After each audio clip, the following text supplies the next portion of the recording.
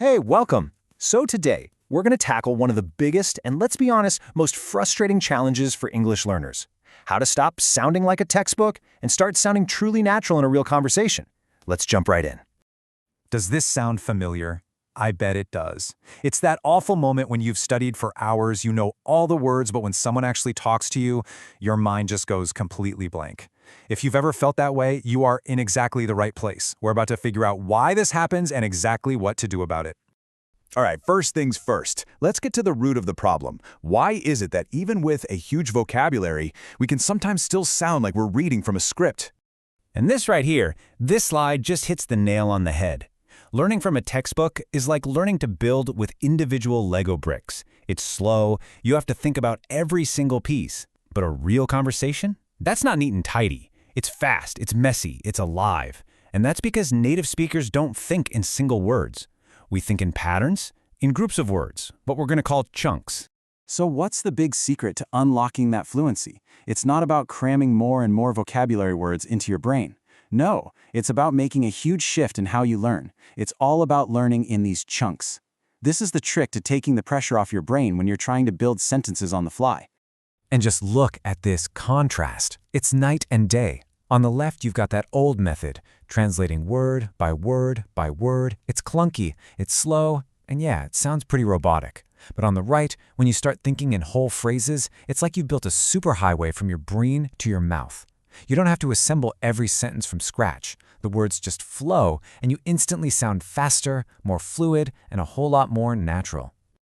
Okay, so to help you get started thinking in these chunks, we've put together a kind of starter kit for you, an essential phrase book for the conversations you have every single day. Let's dive in. First up, starting a conversation. Instead of the classic, hello, how are you, you can try these.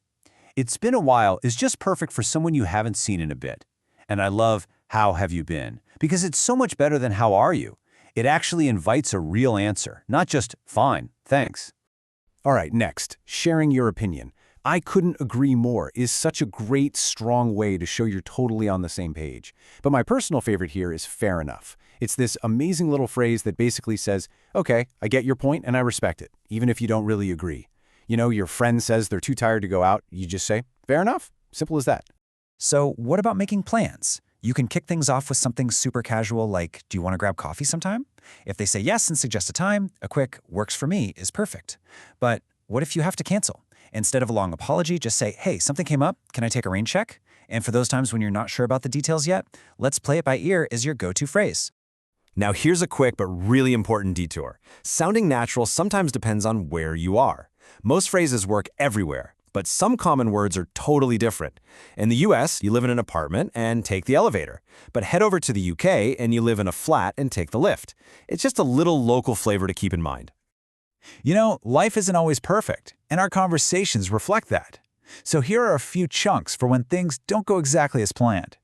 If you're not feeling great, I'm feeling a bit under the weather is a really common way to say it.